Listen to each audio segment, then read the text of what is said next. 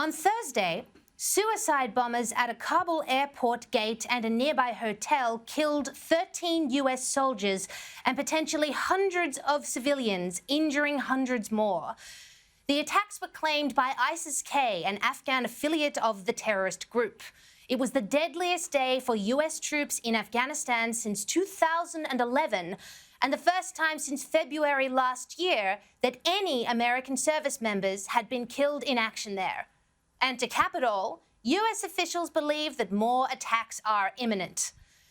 This tragedy is the latest in the decrepit, thoroughly unamusing clown show that is Joe Biden's withdrawal from Afghanistan.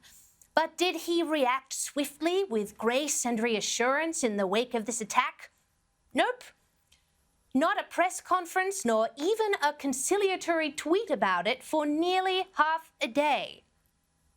He did, however, find the time to release an official statement declaring August 26th National Women's Equality Day to celebrate the 101-year anniversary of women's voting rights in the USA.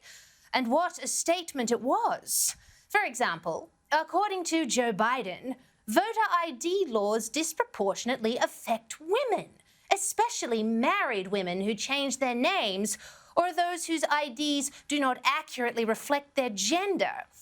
This conveniently ignores that among those states who do require ID to vote, they cast such a wide net as to what constitutes voter ID. They include things like utility bills, bank statements, and the last 4 digits of one's social security number, which can be obtained for zero cost. Aside from the obvious wokey hyperbole and half-truths, the irony of Joe Biden declaring Women's Equality Day is inescapable. It's quite extraordinary that he considers himself in any way qualified to utter the words women's equality when, thanks to the ham-fisted incompetence of his administration, he has condemned the women of Afghanistan to lives of perpetual inequality at the hands of the Taliban. And yet, he had the hide to insist in his frilly, flowery, fervent Women's Equality Day statement that the status of women is the status of democracy and that his administration is committed to strengthening women's political participation and leadership around the world. I'm sorry, but what?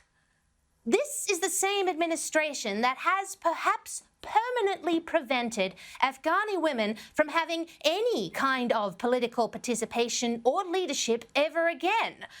As the New York Times noted on August 24th, last time the Taliban were in power, women were not allowed to leave their homes except under certain conditions. And if they didn't comply, they risked being beaten, tortured, or executed. And if the experience of their sisters in Iran and Saudi Arabia under Islamic law is anything to go by, Afghani women don't have a lot to look forward to this time around either. In fact, a Taliban spokesman announced on Tuesday that for the time being, women in Afghanistan should stay in their homes because some Taliban fighters have not yet been trained not to harm women.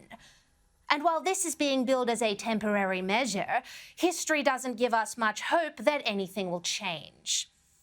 Joe Biden has facilitated one of the most grossly abhorrent, perversely unequal environments for women that could possibly be conceived. It is medieval in its atrocity.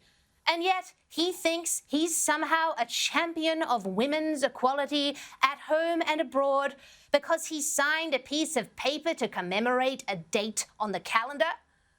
As Biden himself would say, come on, man.